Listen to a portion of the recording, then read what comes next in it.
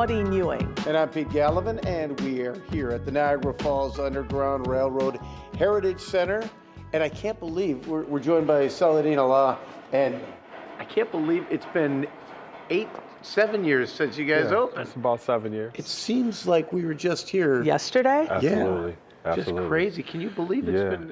It had to have gone fast for you. Oh yeah, a lot of change has changed since that time. Tell us about what's changed. Wow. So, we've all weathered that storm of the pandemic, and we were able to successfully transition a lot of our programming into virtual programming, and we've been able to offer that to not just local audiences, but people from around the globe. So we've been able to, change a little bit of the way in which we do things and adapt to some of those changes. Black history is so important. We know what's happening in the world. We don't have to repeat it.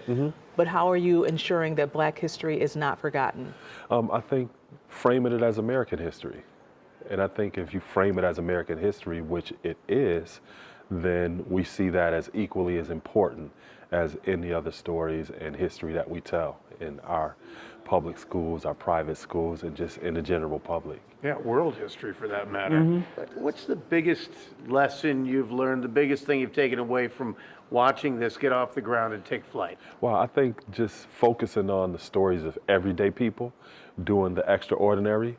Everyday people are able to connect to those stories because it's a human story. And I think we highlight people like John Morrison and Cecilia Reynolds and many of the other people that people are just completely unaware of in terms of this rich history here in Niagara Falls.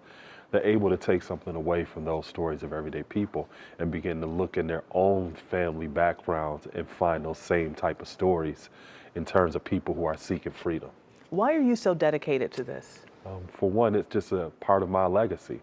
I am a descendant of a famous freedom seeker by the name of Josiah Henson, and I'm thankful to have the type of family dynamics that raised me with that appreciation of that history.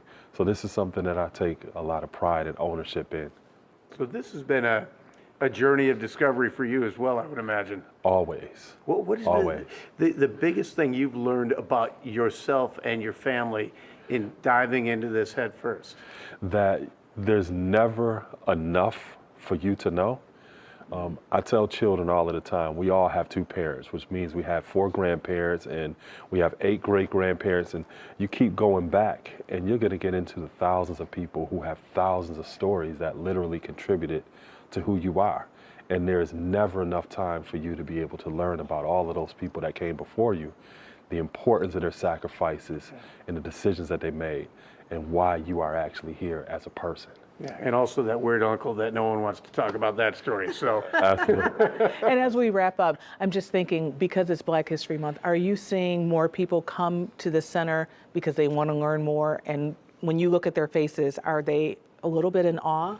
Absolutely. Not only people locally, because this is local history that many people don't even know, but seeing the faces of people that come from all across the nation and from other countries to learn about the importance of these stories, and then to have that aha moment where they begin to think about their own family members and the connections of the stories that we're sharing here is something that, it brings a smile to my face every time I see it. Yeah, it's about the human spirit. Absolutely. Always a pleasure to speak with you on Thank Community. you. We appreciate it. You too. Thank you.